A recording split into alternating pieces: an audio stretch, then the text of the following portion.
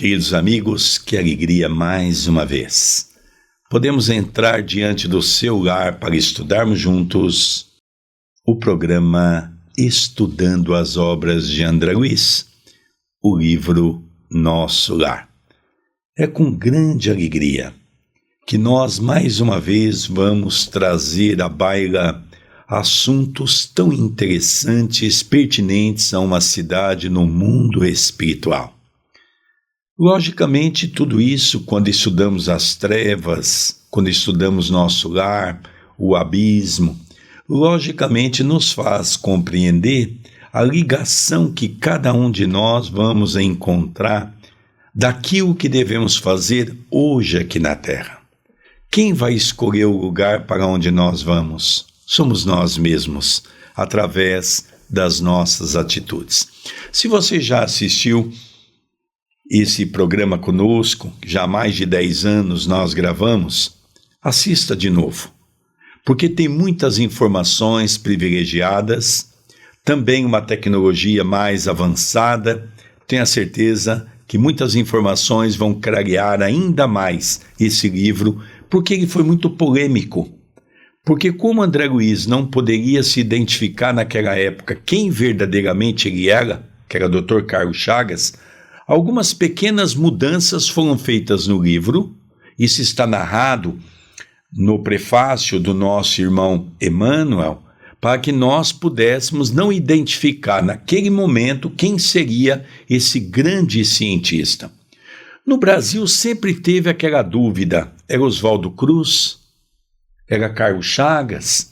Então, para não comprometer a família, nós viemos a receber essa informação pelo próprio Chico alguns anos depois. Tudo bem com você, André Luiz? Tudo bem, querido Sérgio, que alegria, pela TV A Caminho da Luz, departamento do CEPAC, Centro Espírita Perdão, Amor e Caridade, iniciarmos mais um capítulo, já caminhando para a reta final, capítulo 40º, que alegria estarmos juntos, e eu rogo aos bons espíritos que nos intuam, nos envolvam em mais este estudo que eu e o nosso querido Sérgio estamos nos propondo no dia de hoje.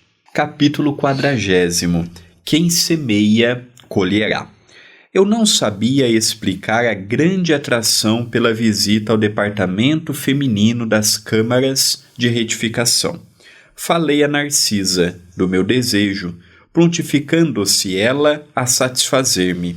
Então aqui nós vamos começando a ver uma nova história de André Luiz, que ele viveu quando jovem, a casa de seu pai, com uma jovem que lá trabalhava.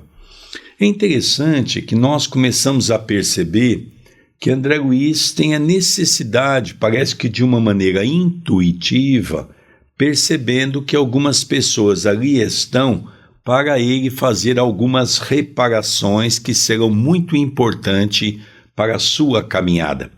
Primeiro, ele encontrou aquele senhor, na qual nós não sabemos se foi o seu pai realmente, se foi o seu avô, se foi um tio, quem foi, que lhe causou uma grande tristeza, porque ele emprestava dinheiro e esse homem acabou perdendo todos os seus bens e a família sofreu muito. Só que esse homem está muito bem, ele entendeu que a dor naquele momento era importante. André Luiz ficou acanhado por ter apoiado o familiar a tomar essa decisão. Agora ele está percebendo que é equivocado. Agora ele vai se deparar, porque ele queria conhecer a câmara onde ficava as mulheres, a parte feminina. Ele queria conhecer todo aquele ambiente das câmaras retificadoras. Ele já havia conhecido o lado masculino. Agora ele então vai para o lado feminino. É o pedido dele, eu gostaria de conhecer. Vamos ver o desenvolvimento dessa história. Quando o Pai nos convoca a determinado lugar, disse bondosa, é que lá nos aguarda alguma tarefa. Cada situação na vida tem finalidade definida. Não deixe de observar este princípio em suas visitas aparentemente casuais. Desde que nossos pensamentos visem à prática do bem, não será difícil identificar as sugestões divinas. Olha como é interessante. Lógico que ele recebeu uma sugestão espiritual, porque brotou nele essa vontade. E Narcisa, sabendo da problemática de quem estava internada na ala feminina, viu que ali tinha uma pessoa ligada a ele do passado, e essa pessoa carregava muita mágoa dele. E agora nós vamos ver que ela diz, olha, quando nós estamos preparados, como ela diz aqui, diante da tarefa do bem, vai aparecendo as situações de nossa vida para que nós possamos ir fazendo a reparação necessária. Lógico que até então, André Luiz não se apercebeu de nada. Ele estava entusiasmado, ele não sabia o que ia encontrar. Vamos ver o desenrolar dessa história. No mesmo dia, a enfermeira acompanhou-me, à procura de Nemésia, prestigiosa cooperadora naquele setor de serviço. Não foi difícil encontrá-la. Filas de leitos, muitos alvos e bem cuidados, exibiam mulheres que mais se assemelhavam a frangalhos humanos. Aqui e ali, gemidos lacinantes, acolá, angustiosas exclamações. Nemésia, que se caracterizava pela mesma generosidade de Narcisa, falou com bondade. O amigo deve estar agora habituado a estes cenários. No departamento masculino, a situação é quase a mesma. Bom, aqui nós vamos ver então a situação desses dois personagens, não é? Nós já conhecemos o personagem Narcisa, que é a enfermeira, junto com Tobias, que coordena o departamento dos homens, o departamento masculino. Agora nós vamos encontrar Nemésia, que é uma irmã nas mesmas condições de Narcisa, com uma diferença. É ela que dirige o trabalho na ala feminina. Então ela diz para André, olha, você não vai ter tantas dificuldades aqui, porque os problemas aqui são semelhantes aos problemas da ala masculina. Ele bateu os olhos diante daquele ambiente e percebeu que era um ambiente que transparecia uma paz, mas ao olhar aquelas mulheres deitadas, ele percebia muito sofrimento, muita dor, corpo perispirítico totalmente comprometido. Então ele vai começando a analisar todo aquele quadro. E, fazendo um gesto significativo, a companheira acentuou: Narcisa, faça o obséquio de acompanhar nosso irmão e mostrar os serviços que julgar convenientes ao aprendizado dele. Fiquem à vontade. Minha amiga e eu comentávamos a vaidade humana, sempre atida aos prazeres físicos, enumerando observações e ensinamentos, quando atingimos o pavilhão 7. Localizavam-se ali algumas dezenas de mulheres, em leitos separados, um, a regular distância. Então aqui nós vemos que o assunto que eles conversavam, André Luiz coloca minha amiga, Narcisa e ele, antes de Nemésia chegar, eles estavam ali conversando sobre o quê? Sobre a vaidade humana. Por que aquelas pessoas estão naquela condição de tanta dor, de tanto sofrimento? Já percebemos que não são pessoas más. É aqui que nós temos que entender esse quadro. Não são pessoas ruins, maldosas, são pessoas ignorantes, que aproveitaram a vida desfrutando tudo aquilo que a vida lhe ofereceu. Então, por isso que quando Allan Kardec pergunta aos espíritos, principalmente ao espírito da verdade, se nós teríamos algum inimigo, o espírito da verdade diz que sim, um inimigo feroz. Pergunta a Kardec: quem se trata? O Espírito da Verdade responde: o materialismo. Tem um materialismo que leva as pessoas a esse quadro, a um quadro das vaidades. E são essas vaidades geridas pelo orgulho, pelo egoísmo, que leva essas criaturas ao desencarne sem nenhuma preparação no campo espiritual a esse sofrimento.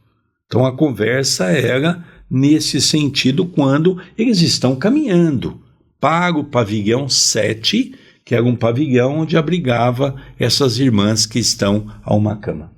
Estudava eu a fisionomia das enfermas, quando fixei alguém que me despertou mais viva atenção. Quem seria aquela mulher amargurada, de aparência original? Velhice que parecia prematura tipificava-lhe o semblante, em cujos lábios pairava um ricto, misto de ironia e resignação. Os olhos, embaciados e tristes, mostravam-se defeituosos. Memória inquieta, coração oprimido, em poucos instantes localizei-a no passado. Era Elisa, aquela mesma Elisa que conhecera nos tempos de rapaz. Estava modificada pelo sofrimento, mas não podia ter quaisquer dúvidas. Lembrei perfeitamente o dia em que ela, humilde, penetrara em nossa casa levada por velha amiga de minha mãe, que aceitou as recomendações trazidas, admitindo-a para os serviços domésticos. A princípio, o ritmo comum, nada de extraordinário. Depois, a intimidade excessiva de quem abusa da faculdade de mandar e da condição de servir alguém. Elisa pareceu-me bastante leviana, e quando a sós comigo, comentava sem escrúpulo certas aventuras de sua mocidade, agravando com isso a irreflexão de nossos pensamentos. Recordei o dia em que minha genitora me chamou a conselhos justos. Aquela intimidade, dizia, não ficava bem. Era razoável que dispensássemos à serva generosidade afetuosa, mas convinha pautar nossas relações com sadio critério. Entretanto, estouvadamente, levara eu muito longe a nossa camaradagem. Sob enorme angústia moral, abandonou Elisa, mais tarde, a nossa casa, sem coragem de me lançar em rosto qualquer acusação. E o tempo passou, reduzindo o fato, em meu pensamento, a episódio fortuito da existência humana. No entanto, o episódio, como alguma coisa da vida, estava também vivo. À minha frente tinha Elisa, agora, vencida e humilhada. Por onde vivera a mísera criatura, tão cedo atirada a doloroso capítulo de sofrimentos? Donde vinha? Ah, naquele caso, não me defrontava o Silveira, perto de quem pudera repartir o débito com meu pai. A dívida agora era inteiramente minha. Cheguei a tremer, envergonhado da exumação daquelas reminiscências, mas, qual criança ansiosa de perdão pelas faltas cometidas, dirigi-me a Narcisa, pedindo orientação. Eu mesmo me admirava da confiança que aquelas santas mulheres me inspiravam. Talvez nunca tivesse coragem de pedir ao ministro Clarencio as elucidações que pedira à mãe de Lísias, e possivelmente outra seria minha conduta naquele instante, se tivesse Tobias a meu lado. Considerando que a mulher generosa e cristã é sempre mãe, voltei-me para a enfermeira, confiando mais que nunca. Narcisa, pelo olhar que me endereçou, parecia tudo compreender. Comecei a falar, contendo pranto, mas a certa altura da confissão penosa, minha amiga obtemperou. Então aqui nós vemos um caso muito comum que André Luiz narra para nós. Ele, de um século em que havia ainda a reminiscência da escravatura, ainda havia aquele quem mandava e quem servia, diante de uma jovem leviana, promíscua, e ele, sem também qualquer senso de moralidade, embarcou na leviandade dessa nossa irmã. E naquela época não era tão liberal quanto é hoje, não era bem visto um relacionamento de quem tem dinheiro para quem não tinha. Naquela época era bem mais escandaloso do que nos dias de hoje. Naquela época era um escândalo para a família quando um jovem rico engravidava, por exemplo, uma serva da casa, ou mesmo uma escrava. Era uma coisa muito mal resolvida dentro da própria família, e a mãe percebeu esse envolvimento íntimo entre os dois e por várias vezes aconselhou o filho que aquilo não seria bom para a família, lembrando que foi a mãe que aconselhou porque nessa altura o pai já havia desencarnado. Ele perdeu o pai com 5, 6 anos, então por isso do papel da mãe. E aí nós vemos que ele não ouviu muito a mãe não, ele deixou que os instintos, a necessidade do sexo fácil falasse mais alto. Só que a mãe, percebendo o caminho, em determinado momento deu um ponto final naquela história, pediu para que a moça fosse embora. E ali, diante dela, nesse momento, ela vencida pelo mundo, ele sentiu muita culpa. Ele sentiu que ele teve participação daquela mulher estar naquele momento, naquela situação, vencida, humilhada. E aí nós vamos ver na continuidade o diálogo que efetuará. Só que aqui nós vemos um caso oposto de Silveira. Silveira já era um trabalhador. Silveira continuou a vida e, pelo contrário, ele disse: André, a melhor coisa que aconteceu foi o teu pai ter tirado tudo que eu tive. A minha família se uniu, nós fomos para o interior, nós começamos a viver de modo modesto. O teu pai, na verdade, André, foi um benfeitor para nós. Agora aqui não, aqui ele está vendo uma pessoa que primeiro já tinha complicações a nível sexual gravemente demonstrado na sua mocidade. Então já não foi André Luiz que abriu essa porta nela.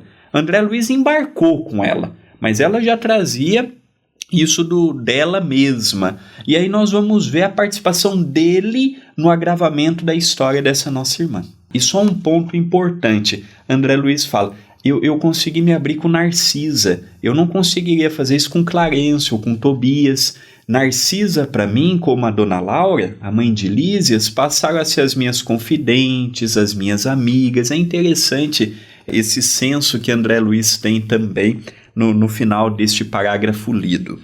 Continua a narrativa. Não precisa continuar. Adivinho o epílogo da história.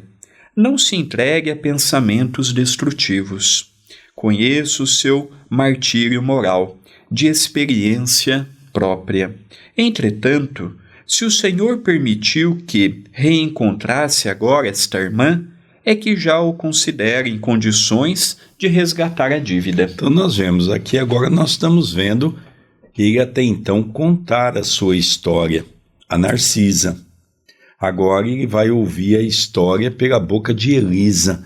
Isso tudo é muito interessante porque eu sempre digo que a moeda tem 3 lados. Muitas pessoas perguntam: Sérgio, mas como 3 lados? O dito popular é que a moeda tem 2 lados. A moeda tem o lado da cara, tem o lado da coroa, mas ela tem aquela parte que fica entre as duas, que é a verdade. Então ela tem 3 faces. Quando a coroa conta a sua história, ela conta do seu jeito. Quando a parte da cara conta a sua história, conta do seu jeito. Mas existe a questão verdadeira, porque cada um conta a história de acordo do seu interesse. Às vezes a pessoa não faz até por maldade. É o ângulo pela qual ela vê aquela situação. Agora nós vamos ver de uma maneira mais detalhada. Narcisa diz a ele: olha, eu já conheço o resto dessa história, não fique agitado, vamos procurar ajudar essa nossa irmã, que é o que ela precisa nesse momento. Porque agora ela vai falar a história dela, né? Ele contou a história dele, que ela era uma moça meio devassa, que ela já contava a ele as experiências que ela tinha. Lógico, ele era jovem, ele se assanhou com toda essa história, é natural, inclusive, e aqui eu nem coloco questão de moralidade, é questão da juventude mesmo, a flor da pele, quando o sexo começa a despertar na criatura. Então aqui nós estamos falando de coisas que coadunam com a necessidade de cada um. Vamos continuar a história para nós ouvirmos agora a história de Elisa. Agora vamos ver o lado dela. Vendo a minha indecisão, prosseguiu: não tema. Aproxime-se dela e reconforte-a. Todos nós, meu irmão, encontramos no caminho os frutos do bem ou do mal que semeamos. Esta afirmativa não é frase doutrinária, é realidade universal. Tenho colhido muito proveito de situações iguais a esta. Bem-aventurados os devedores, em condições de pagar. Interessante notarmos que ela faz uma colocação aqui no campo científico, porque nós conhecemos aquela frase de Paulo, muito marcante, numa das suas epístolas: o plantio é livre, mas a colheita é obrigatória. Ela diz que isso não é apenas um quesito bíblico. Isso também é uma das leis naturais que nos cerca a humanidade, faz parte das leis intrínsecas criadas por Deus, que é a lei de ação e reação. Para cada ação, obrigatoriamente terá uma reação. Então aqui ele coloca para todos nós essa condição de dizer a André Luiz que ele deveria enfrentar com naturalidade, porque era uma oportunidade que ele tinha. Se ele cometeu algum erro também, até pedir desculpas, até ouvir aquela pessoa dizer o que ela tem a dizer. Então isso tudo é importante. Mas ela diz uma coisa muito interessante no final, não é? De que bem-aventurados os devedores em condições de pagar. Interessante, uma vez uma senhora foi ao Chico, começou a contar as perseguições que ela estava enfrentando, e o Chico dizia, no interim da história, graças a Deus. E a mulher continuava a história, graças a Deus. E no final essa senhora perguntou ao Chico: Chico, mas eu estou te contando uma história de tanta perseguição, você diz graças a Deus? Ele diz, sim, minha filha. Graças a Deus você hoje está sendo perseguida. Foi pior ontem, quando você perseguia.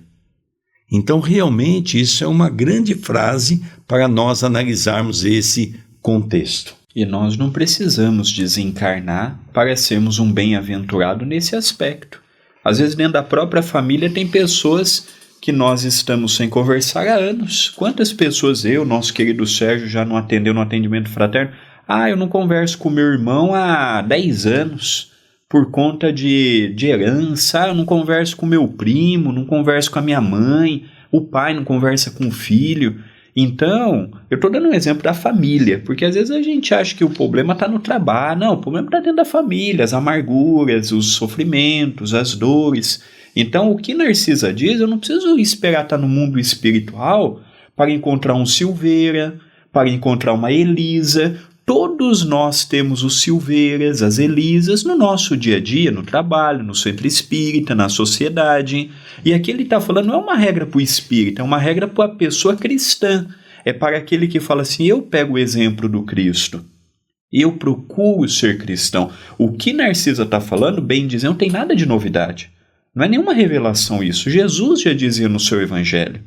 Agora, basta termos a força, como ela mesma diz, basta vencer o orgulho, basta vencer a vaidade humana, basta vencer o egoísmo humano para podermos dar este salto. Continua a narrativa. e, percebendo-me a resolução firme de empreender o necessário ajuste de contas, acentuou: vamos, mas não se dê a conhecer, por enquanto. Faça-o depois de beneficiá-la com êxito. Isso não será difícil, pelo fato de continuar ela em cegueira quase completa, temporariamente. Pelas forças que a envolvem, noto-lhe a triste característica das mães fracassadas e das mulheres de ninguém. Então nós vemos aqui que ele tem alguns pontos a seu favor nesse momento de ajuste de contas. Primeiro, essa irmã estava quase cega, ela não conseguia enxergá-lo. Isso já é um grande benefício. E a nossa irmã diz a ele: olha, não se faça identificar-se. Ela não precisa saber quem você é. Você vai conversando com ela naturalmente, tenta entrar na sua dor, no seu sofrimento, nos seus problemas. Vai falando palavras de entusiasmo, de carinho. E, logicamente, ela vai sentindo as vibrações que vão envolvendo o seu coração e, com certeza, ela vai ser auxiliada. Isso eu não vejo problema. Mas não se identifique. Procure, como um estranho, se aproximar para tentar auxiliá-la, trazendo a ela um pouco de conforto espiritual. Então agora nós vamos começando a ver Elisa ir se abrindo gradativamente para ele. Aproximamo-nos. Tomei a iniciativa da palavra confortadora. Elisa identificou-se, dando o próprio nome e prestando, de boa vontade, outras informações. Havia 3 meses que fora recolhida às câmaras de retificação. Interessado em castigar a mim mesmo, diante de Narcisa, para que a lição me penetrasse na alma com caracteres indeléveis, perguntei: e sua história, Elisa, deve ter sofrido muito. Sentindo a inflexão afetuosa da pergunta, sorriu, muito resignado, e desabafou: para que lembrar coisas tão tristes?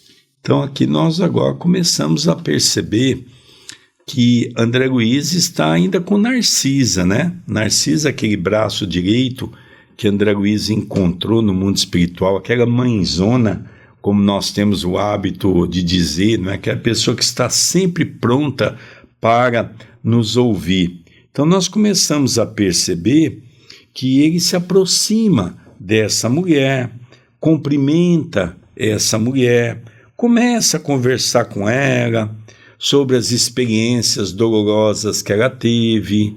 Ela começa a dizer o seu nome, ela começa a contar um pouquinho das suas aventuras, das suas tristezas.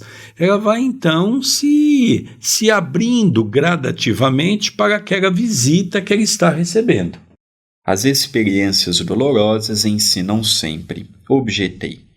A infeliz, que apresentava profunda modificação moral, meditou alguns momentos, como quem concatenava ideias, e falou: minha experiência foi a de todas as mulheres doidivanas, que trocam o pão bendito do trabalho pelo fel venenoso da ilusão.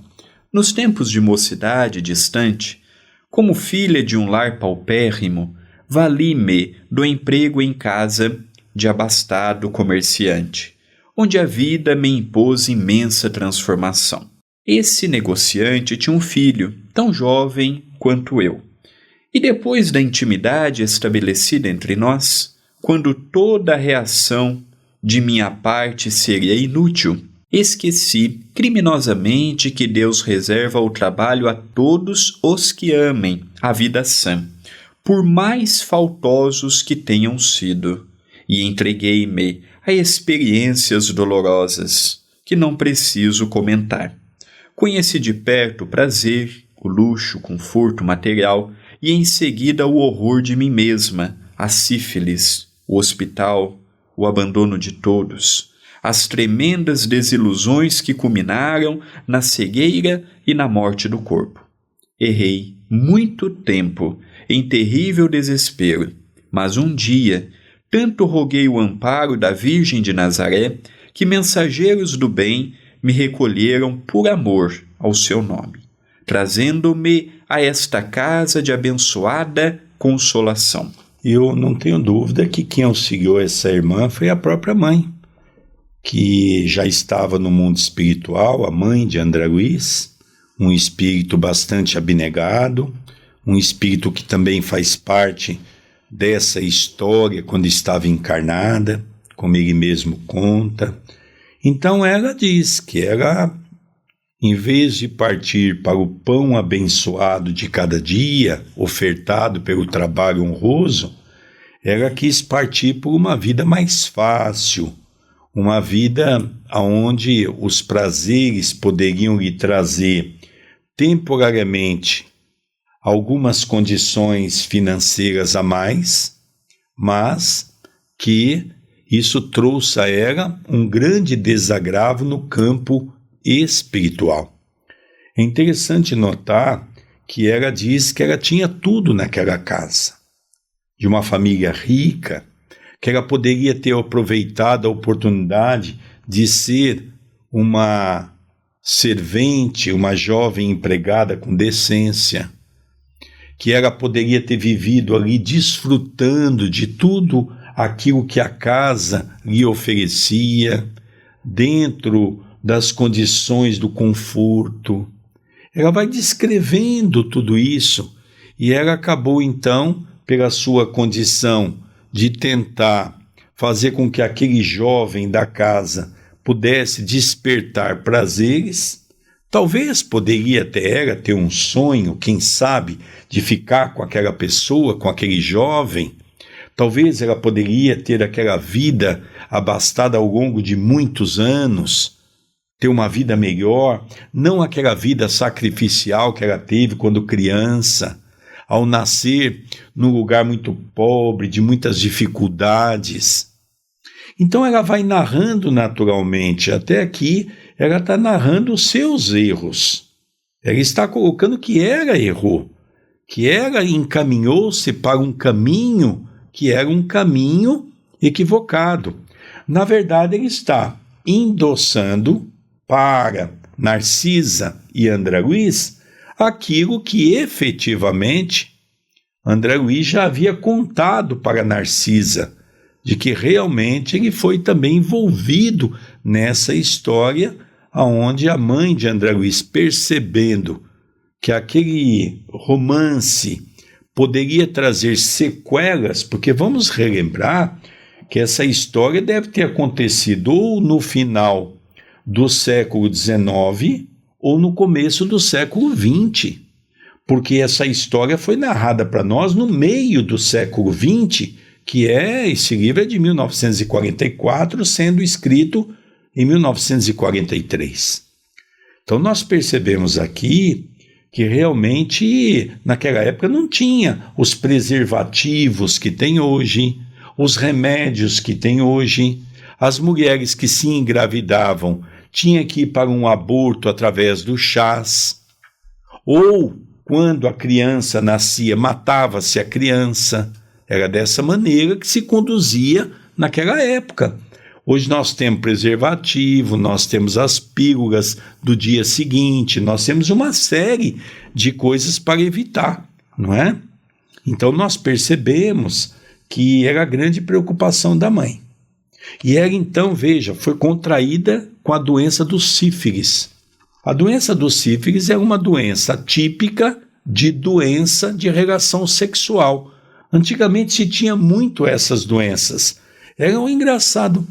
Hoje, André, a gente pouco ouve sobre essas doenças, mas quando eu era muito jovem, essas doenças que tinham nomes dos mais variados eram muito graves, né? Então a gente percebe que realmente as coisas se modificaram e muito, mas havia aquela necessidade da preocupação daquela mãe. Comovidíssimo, até as lágrimas, perguntei: e ele? como se chama o homem que a fez tão infeliz?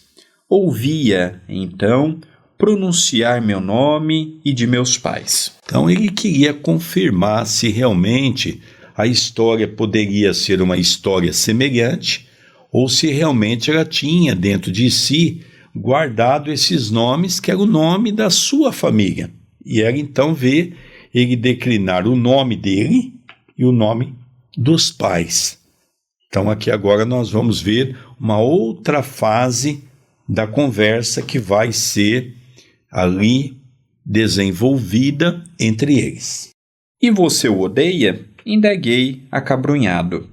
Ela sorriu tristemente e respondeu: no período do meu sofrimento anterior, amaldiçoava-lhe a lembrança, nutrindo por ele um ódio mortal. Mas a irmã Nemésia modificou-me. Para odiá-lo, tenho de odiar a mim mesma. No meu caso, a culpa deve ser repartida. Não devo, pois, recriminar ninguém. Aqui tem um ponto interessante que eu acho que dá para nós aqui fazermos uma avaliação do nosso dia a dia. Isso aqui é uma história nossa. Eu me coloco nesse lugar. Porque nós temos esse hábito, achamos que é sempre o outro que está errado. É sempre o outro que cometeu um erro. Então, quando é feito essa pergunta, você o odeia? Ela diz sim e muito. Eu até odiava mais, até chegar aqui. Quantos anos essa moça, em sofrimento, vivendo uma vida devassa, logicamente odiou esse homem porque achou que ali estava o baú da felicidade dela. Como não foi correspondida, lógico que passou a ser aquele jovem e aquela família, passaram a ser uma família que o ódio foi crescendo cada vez mais no coração daquela mulher. Quando ela chega na Câmara de Retificação, ela conta a sua história para Nemésia, que ali estava Nemésia, estava André Luiz e estava também Narcisa. E Nemésia colocou a ela: olha, mas pela história que você está contando, se você tem que ter raiva de alguém, é de você. Você que foi culpada por tudo isso. André Luiz era um jovem promissor. Lógico que naquela época se tinha um cuidado com os filhos muito grande, principalmente famílias que tinham muitos recursos. Então repare bem a sua conduta, repare bem o que você fez, porque na verdade quem aliciou o jovem foi ela, com histórias sexuais que fez com que ele fosse a loucura naquela época. Então ela diz: olha, olhando bem, realmente o grande culpado ou a grande culpada sou eu. Aquela humildade sensibilizou-me. Tomei-lhe a destra, sobre a qual, sem que o pudesse evitar, rolou uma lágrima de arrependimento e remorso. Isso é uma coisa muito interessante. Nós temos aprendido com a doutrina espírita que o momento que nós começamos a desenvolver o nosso trabalho de reforma íntima é a partir do momento em que nós começamos a ter arrependimento e remorso. E aí que nós começamos a perceber: eu errei, o que eu preciso fazer para acertar? E aqui começa a descer as primeiras lágrimas de sentimento, de saber que errou e precisa se corrigir. Ouça, minha amiga, falei com emoção forte. Também eu me chamo André e preciso ajudá-la. Conte comigo, doravante. Agora ele diz o nome dele, o primeiro nome. Logicamente isso ecoou nos ouvidos dela, porque até então ela está na condição de uma cega, ela não consegue enxergá-lo. E ele se identifica: olha, eu também me chamo André, ou seja, eu me chamo Carlos, de Carlos Chagas. Aquilo desperta nela: que interessante, o nome é o mesmo. Agora ela vai começar a perceber uma coisa interessante, vamos acompanhar. E sua voz, disse Elisa, ingenuamente, parece a dele. Agora ela começa a perceber, sem ouvir, porque ela não tem os olhos, espirituais de tanto abuso que ela teve, mas ela começa a perceber pelos ouvidos que a voz é muito idêntica. Pois bem, continuei comovido. Até agora, não tenho propriamente uma família em nosso lar, mas você será aqui minha irmã do coração. Conte com o meu devotamento de amigo. No semblante da sofredora, um grande sorriso parecia uma grande luz. Antes que o André fosse agora para o final, tem um dado aqui que a gente não pode deixar passar desapercebido. Ele diz: olha, Elisa, eu também não tenho família aqui em nosso lar. Eu gostaria de te propor para que nós pudéssemos ser uma família espiritual. Eu procurar ser seu amigo, te visitar dentro das possibilidades e procurar me aproximar de você como amiga. Eu acho que isso seria bom para você e seria muito bom para mim, porque no fundo nós percebemos que André Luiz também chegou a ter uma queda por essa mulher, chegou a ter, emocionalmente falando, uma afeição por ela. Como lhe sou grata, disse ela, enxugando as lágrimas. Há quantos anos ninguém me fala assim, nem nesse tom familiar, dando-me o consolo da amizade sincera. Que Jesus o abençoe. É interessante, né? Cada um colhe o que planta. Ela teve uma vida devassa. E o que ela ouviu a vida toda foi coisas no campo de pessoas devassas. Agora, ela quer se modificar. O remorso bateu à porta da sua casa. Ela quer ter uma vida diferente.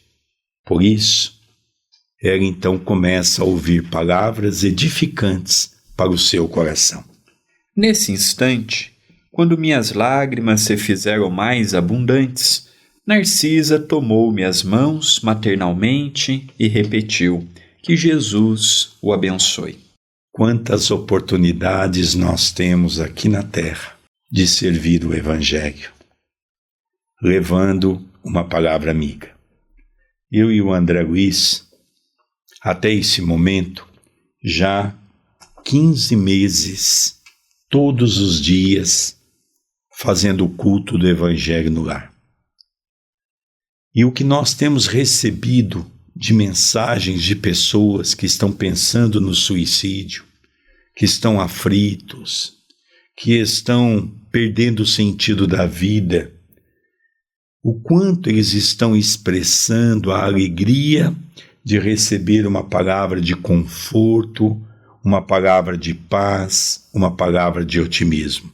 E isso todos nós somos capazes de fazer.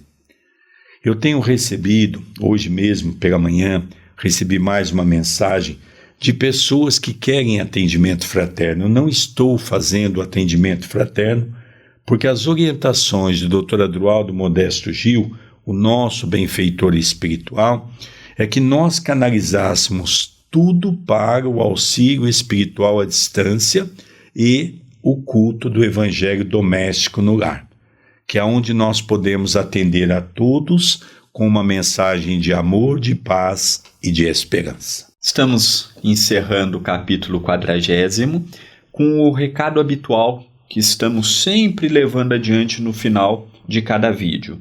A TV A Caminho da Luz é um departamento do CEPAC, Centro Espírita Perdão, Amor e Caridade. E aqui na descrição do vídeo você encontra as minhas redes sociais como as do nosso querido Sérgio. Semanalmente postamos as fotos da distribuição das refeições, quando distribuímos cobertores, agasalhos, e através do canal você pode ser um colaborador direto com as nossas atividades. Ao lado do botão inscreva-se no canal tem o Seja Membro. Ali você escolhe o valor que você pode ajudar e o período. É vinculado ao cartão de crédito, uma plataforma do próprio Google. Por isso que na sua fatura não vai sair nem TV A Caminho da Luz, nem Centro Espírita Perdão, Amor e Caridade.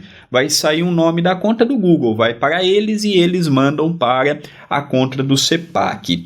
Aqui neste vídeo eu peço o seu joinha, que é o seu like, o seu comentário no vídeo, não apenas no chat, e também que compartilhe, para que esta mensagem possa chegar adiante, já que Emmanuel, o guia espiritual de Chico Xavier, dizia que a maior caridade que podemos fazer pelo Espiritismo é a sua divulgação.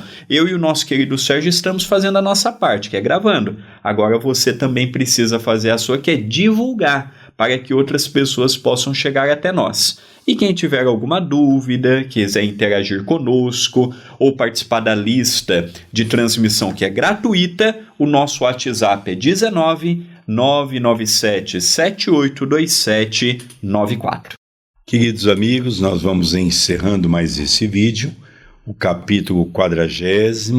Estamos faltando apenas 10 capítulos para encerrar esse magnífico livro. Agradecemos a sua companhia, agradecemos o seu carinho, agradecemos a sua audiência. Como sempre, peço carinhosamente, não esqueça de dar o seu like. A nossa página é monetizada. Lógico que os recursos são pequenos, mas tudo que entra nos auxilia em nossas atividades. Vamos encerrando aqui o programa Estudando as Obras de André Luiz, o livro Nosso Lar. Um beijo no seu coração e até o próximo programa. Até o próximo programa.